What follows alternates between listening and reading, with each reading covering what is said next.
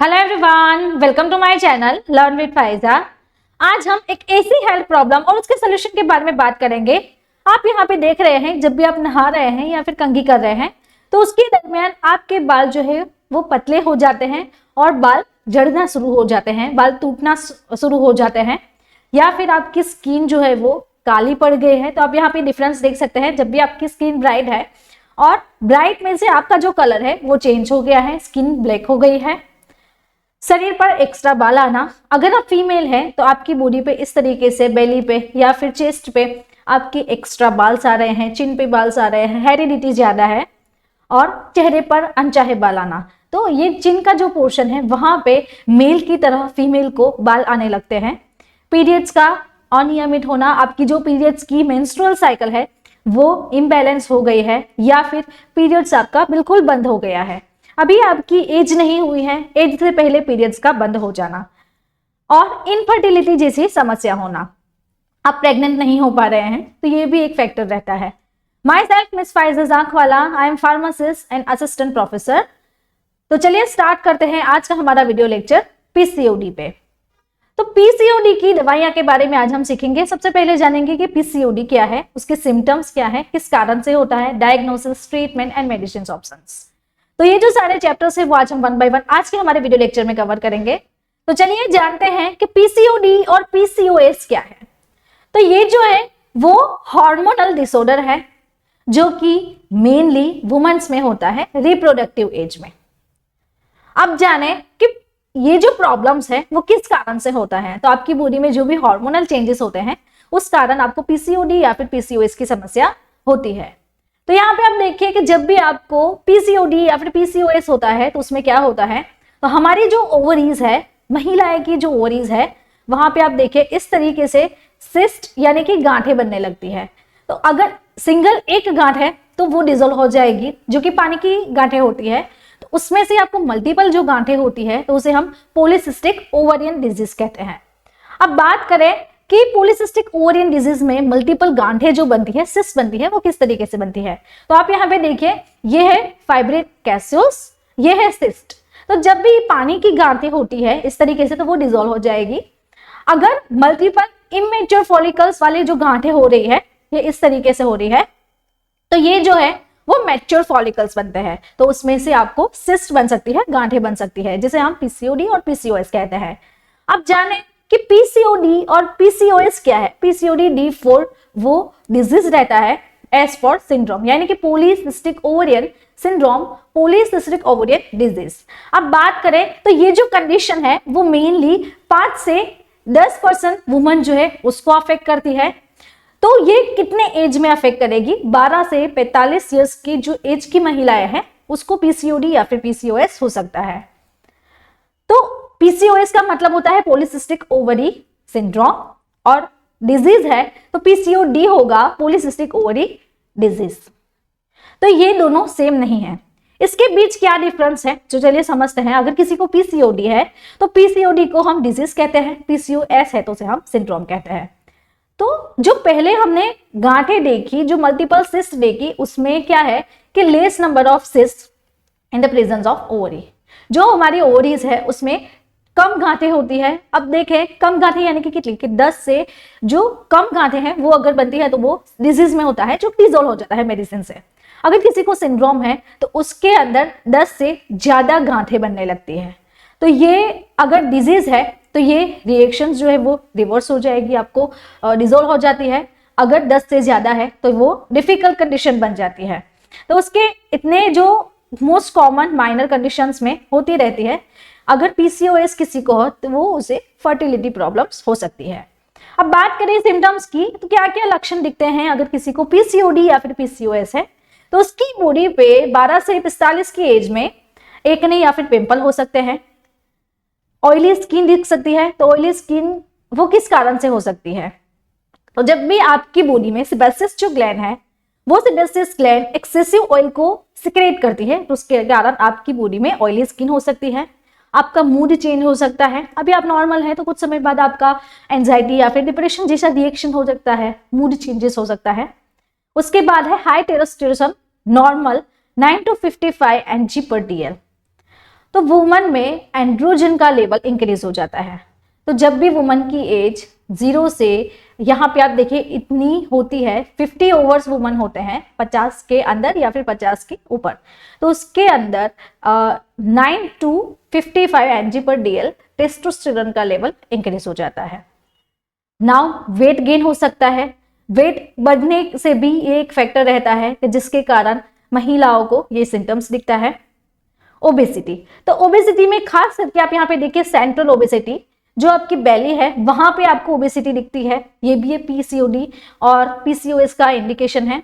अब बात करें फटीग एंड वीकनेस, तो बॉडी में आपकी एनर्जी जो है वो कम हो जाती है, फटीग और वीकनेस जैसा थकान थकान सा बॉडी लगता है। आपकी जो साइकिल है वो इरेगुलर हो सकती है, जैसे कि 20 से 45 डेज तक की आपकी जो साइकिल है वो इम्बैलेंस हो सकती है। आपके पीरियड्स जो है वो डिलेज हो सकते हैं या फिर एब्सेंट हो सकते हैं, मिस हो सकते हैं, इस महीने आए हैं या फिर अगला महीने ना आए, 2-3 महीने ना आए, इस तरीके से पीरियड आपके मिस हो सकते हैं। आपको पीरियड जो है वो लाइट फॉर्म में आ रहा है, आपका जो नॉर्मल साइकिल है उससे आपको कम फ्लो आ रहा है या फिर 2-3 दिन का फ्लो है, जो कि मेनली आपको 7 दिन की साइकिल रहती है, तो वो साइकिल आपकी कम होती जाती है। एक्सेसिव बॉडी हेयर है आपकी बॉडी पे, लाइक चिन पे हेयर होना, चेस्ट पे, बेली बटन पे, हेरिडिटी हाथों और पैरों में ज्यादा हेरिडिटी होना, तो ये जो हेयर है वो एक्सेस हो गए हैं, वो इंक्रीज हो गए हैं आपकी बॉडी पे। और आपकी बॉडी में फेशियल हेयर ग्रोथ, आप यहाँ पे देखिए इस तरीके से जो छोटे छोटे आपको जो हेयर दिख रहे हैं, तो ये हेयर मेन के जैसे आपको दिखने लगते हैं। आपकी जो लिबिडो है यानी कि जो सेक्स ड्राइव है वो डिक्रीज हो गई है, आपको इच्छा नहीं हो रही है, मन नहीं हो रहा है आपके पार्टनर के साथ, तो ये भी एक सिम्टम रहता है पीसीओडी का। अब बात करें ओवरियन सिस्ट, तो आपकी जो सिस्ट है वो आपको हो गई है, ओवरी में सिस्ट यानी कि गांठें हो गई है, तो ये नॉर्मल ओवरी आप देख सकते हैं और ओवरियन सिस्ट आप देख सकते हैं, तो यहाँ पे ओवरी में गांठें बन जाना, तो उसके ये भी एक लक्षण रहता है। देन उसके बाद मेल पैटर्न बैलेंस, यानी कि ये नॉर्मल हेयर आप देख सकते हैं मेल के अंदर, तो मेल के अंदर नॉर्मल से कम एज में हेयर लॉस हो जाना, तो ये भी एक सिम्टम्स रहता है। उसके बाद है इनफर्टिलिटी इश्यूज, आप जो है वो बेबी कंसीव नहीं कर पा रहे हो, डिफिकल्टी रहती है, लाइक कोई है तो उन्हें प्रेग्नेंट होने में 1 साल 2 साल लगता है, तो अगर किसी को इनफर्टिलिटी की इश्यू है, अगर वो कंसीव कर लेता है तो बेबी को रख नहीं पाता है, 9 मंथ तक नहीं पहुंच पाता है, मिसकैरेजेस हो जाते हैं, तो ये इनफर्टिलिटी की इश्यूज होती है। अब बात करें कॉजेस की, तो किस कारण से आपको ये पीसीओडी हो सकता है। सबसे पहला कारण है हार्मोनल इम्बैलेंस, तो आपकी बॉडी में हार्मोनल इम्बैलेंस हो गया है जिसके कारण आपका मूड चेंज हो गया है, एक्ने हो रहा है, हेडेक हो रहा है, तो आपको मेंस्ट्रुअल क्रैम्प्स आ रहे हैं, ब्लोटिंग हो रहा है, तो ये जो सभी हार्मोनल इम्बैलेंस है उसके कारण आपको पीसीओडी की समस्या हो सकती है।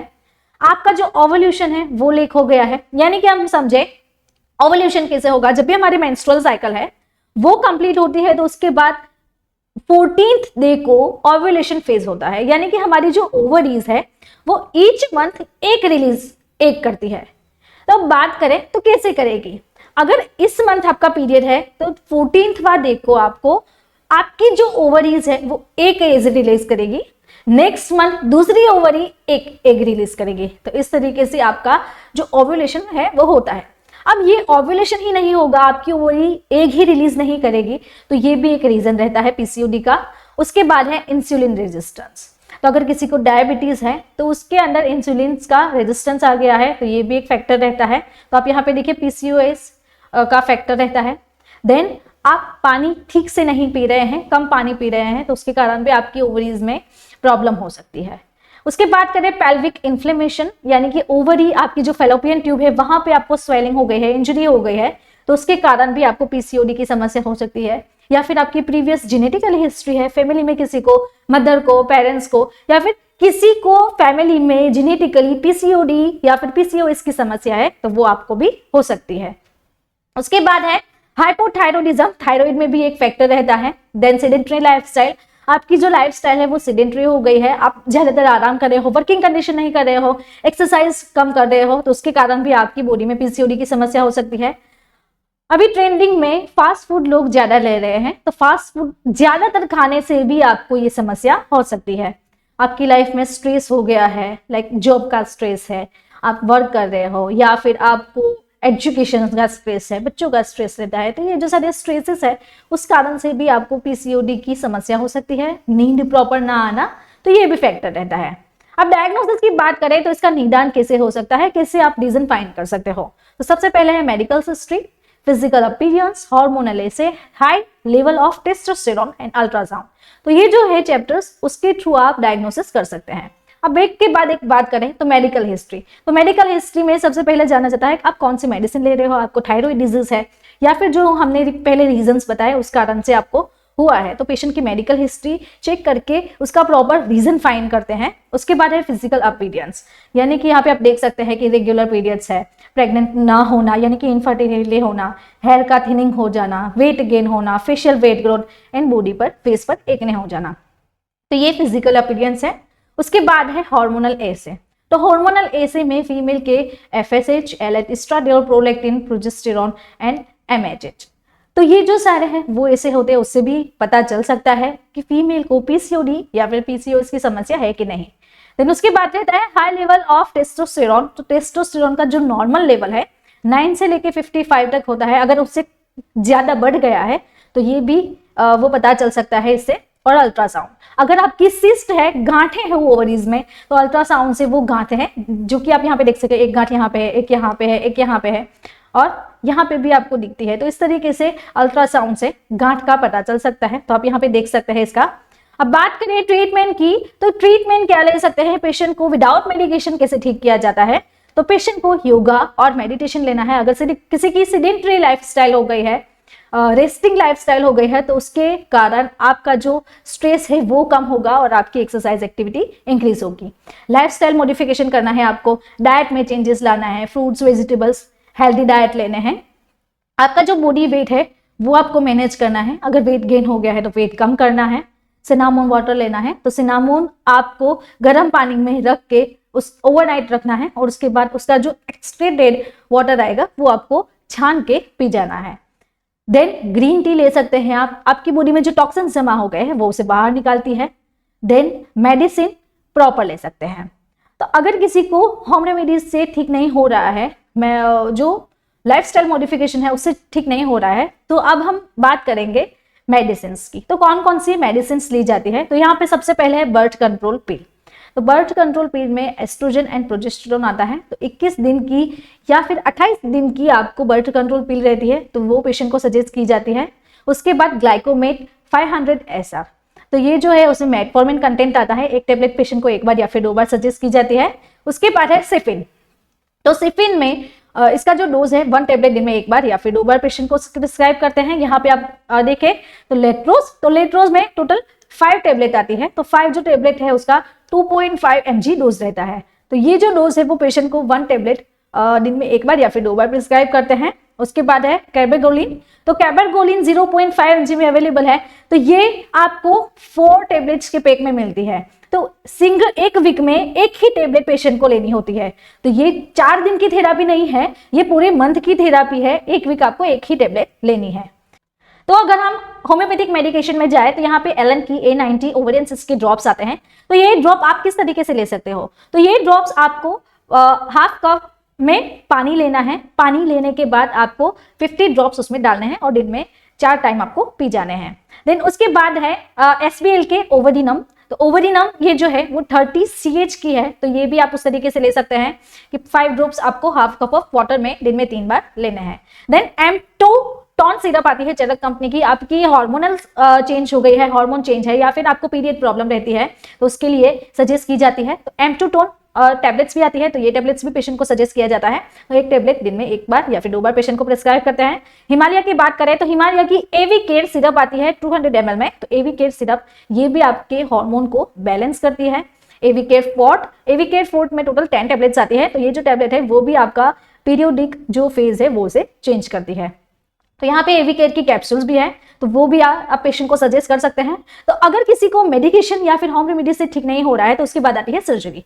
तो सर्जरी के लिए आप यहाँ पे देखिए लेप्रोस्कोपी सर्जरी से ये जो होल है वो उसे ब्रेक करते हैं। ब्रेक करने के बाद आपका जो है वो सिस्ट को डिस्ट्रॉय कर देते हैं और वो जो डिस्ट्रॉय मटेरियल्स है वो ओवेरियन सिस्ट में डिसॉल्व हो जाते हैं।